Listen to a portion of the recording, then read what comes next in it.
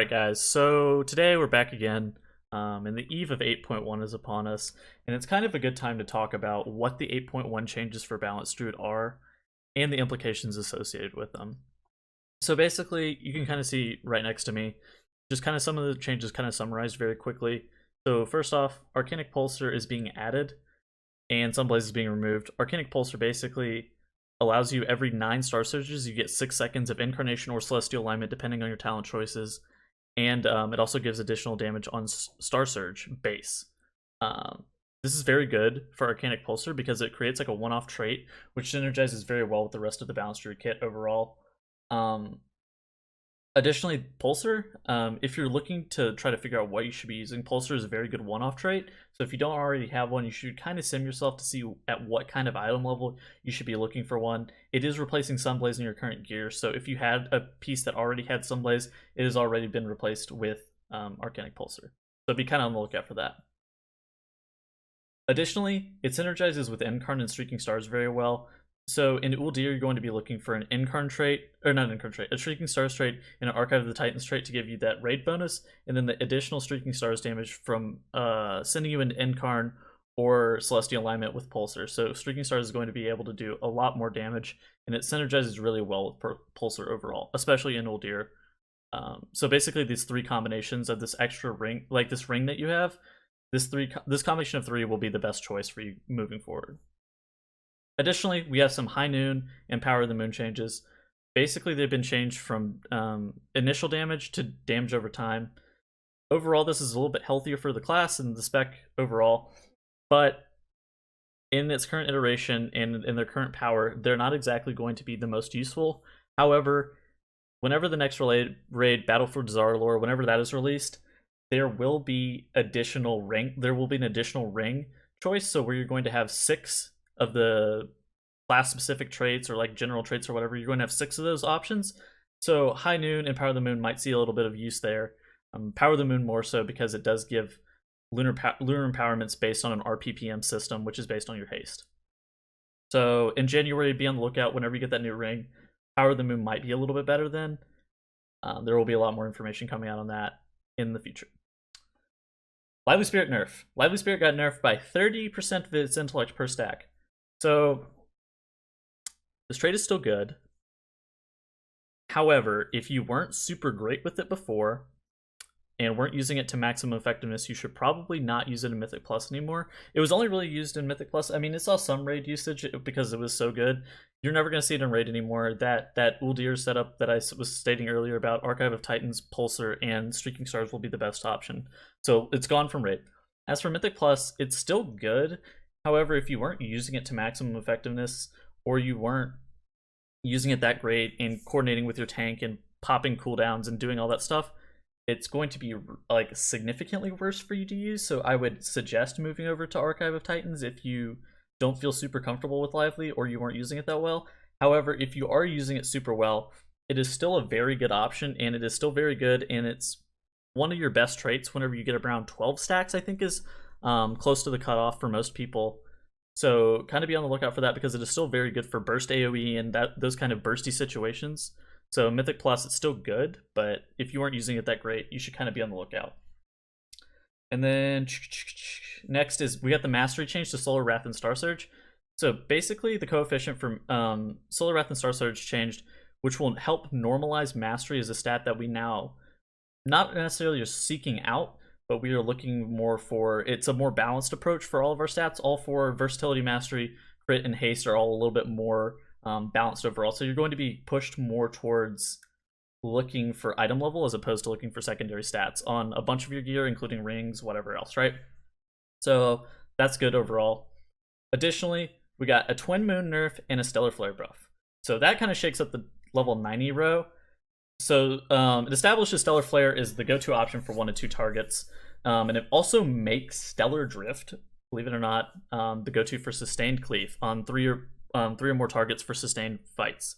However, that means Twin Moon doesn't have like a simming situation to where it's super good, but it will still be pretty practical because if you have like hybrid style fights or fights where there are bouts of single target then bouts of AoE, or you need to dot a lot like you will in Mythic Plus, Twin Moon is still very good. So you're going to be making the most out of Twin Moon and Mythic Plus in those style of stuff. It will still be used on a couple fights in Uldir. Zekvaz and Gahun probably. I mean, you might end up playing Stellar Flare just because the P3 damage on Gahun is the most important part. So you might play Stellar Flare, but you might also play Twin Moon. It's kind of up in the air. Zekvaz is a really good example of how Twin Moon will be used in Uldir, though. So now you're going to move on to the implications of these changes. And so these changes do a lot, but there are some effects that aren't very apparent. Just it's a little bit more than meets the eye kind of thing, right? So first off, astral power per point value has increased. So basically what this means is every point you generate of astral power is being increased because of that mastery modifier change from Star Surge and Solar Wrath. So what this means is that Nature's Balance and Force of Nature are relatively competitive on the level 15 row, depending on how much mastery you have and kind of depending on what talents you're taking. But kind of be on the lookout because Nature's Balance is now a little bit better, so you can play it a little bit more frequently in Raid if you don't want these little bit more bursty stuff that Force of Nature gives you. Okay, so next I'm going to talk about Pulsar and how it impacts like astral power usage in the form of Star Surge versus Starfall. And this gets kind of deep, so I'm going to kind of probably read this off this script that I've wrote just to make sure I don't forget anything. So basically on 3 targets, the best setup involves you Star Surging with Twin Moons and Arcanic Pulsar. However, on 3 targets, if you have Stellar Drift, you will cast Starfall. Stellar Drift and no Pulsar, you will cast Starfall. If you do have Pulsar, you will still cast Star Surge. On 4 targets, the best setup still also involves Star Surging with Pulsar and Twin Moons. The difference being, if you don't have this Pulsar trait and you are talented in the Stellar Drift, or no. If you don't have this Pulsar trait and you are not talented in the Stellar Drift, you will Starfall now. Yeah, okay, and then moving on to 5 targets, the setup with Twin Moons and Pulsar, spending Star Surge versus Starfall is about even damage-wise.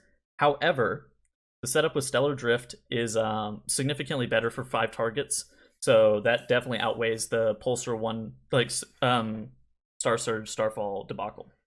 So basically, 3 targets, you should be looking to play Pulsar and Twin Moons and Star Surging. 4 targets, you should also be looking to play Pulsar and Twin Moons and Star Surging. However, if you don't have Pulsar, you should be probably playing a Stellar Drift build and Starfalling on 4 targets and 3 targets. And then on 5 targets, it's always Starfall, unless you're looking for priority damage with Pulsar and Twin Moons for some reason. Then it's net even, but you should probably be playing Stellar Drift. If it's like 5 targets for a decent amount of time, you should probably be looking to play Stellar Drift. So that's kind of that. Trying to make sure I didn't miss anything there.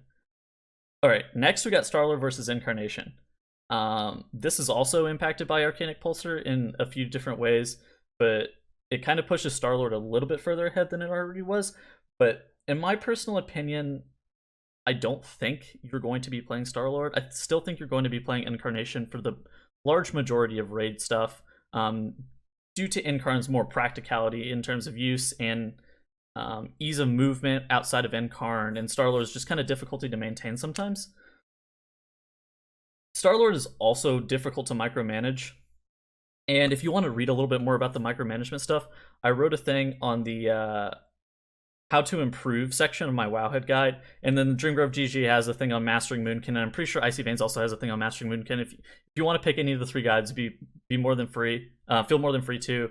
They have something on Cancel Aura. So basically you're Cancel Auraing Starlord, which I don't want to get into too much. If you want to read more about how to micromanage Starlord in order to get like this extra like 1% worth of damage out, feel more than free. But basically Incarn, Starlord is a 2% increase over Incarn right now without Cancel Aura, and then you get an additional 1% for a 3% total increase on top of that if you're Cancel Auraing. So basically, you're looking to try to keep 3 stacks all the time with the Starlord changes. So will it be better? Hard for me to say. I don't think it will, but I might shift my opinion, so nothing is set really in stone. So basically, that goes over all the changes, I think, and it goes over all the implications you should be looking forward to in 8.1. And I really hope that you guys learned a lot. I hope you get a lot of information out of this, and I hope you own ass, dude, in the next couple weeks. We're probably going to have another video updating the 8.1 changes in January. I'm going to be uploading more frequently than that, but there will be another video updating the 8.1 changes in January in order to reflect the new stuff that's coming out. Like, we get an extra ring and stuff like that. So stay tuned for that. If you like the comment, like, subscribe, check out my shit in the descriptions. Peace.